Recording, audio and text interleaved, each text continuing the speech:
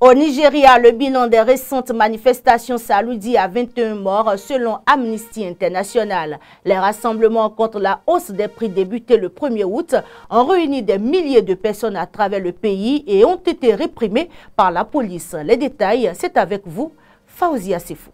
Le bilan des manifestations contre la hausse des prix et la mauvaise gouvernance qui ont secoué le Nigeria le 1er août dernier est passé à 21 morts selon Amnesty International. Un précédent bilan de l'ONG faisait état d'au moins 13 victimes. 6 personnes ont été tuées dans la ville de Soleja, près de la capitale Abuja, 4 à Maiduguri, dans le nord-est et 3 à Kaduna, 200 km au nord d'Abuja, jeudi, avait écrit Amnesty International dans un communiqué publié le 2 août sur INS. 7 personnes ont été tuées à Kano et une autre à Azar, 2 villes du nord du pays, a précisé ensuite Issa Sanusi, le directeur d'Amnesty International au Nigeria.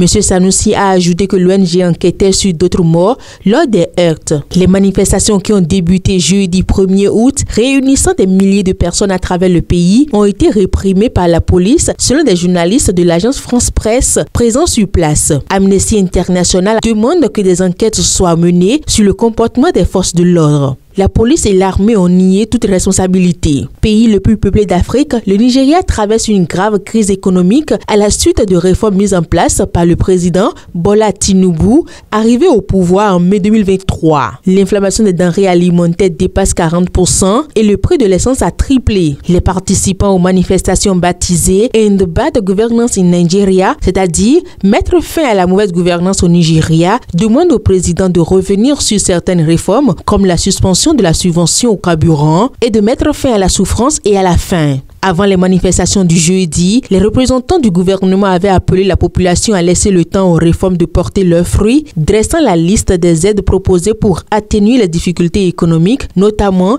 l'augmentation du salaire minimum et la livraison des céréales dans les États du pays. Les organisateurs de la manifestation, une coalition informelle de groupes de la société civile, ont quant à eux promis de poursuivre leur action au cours des prochains jours, malgré les avertissements des autorités.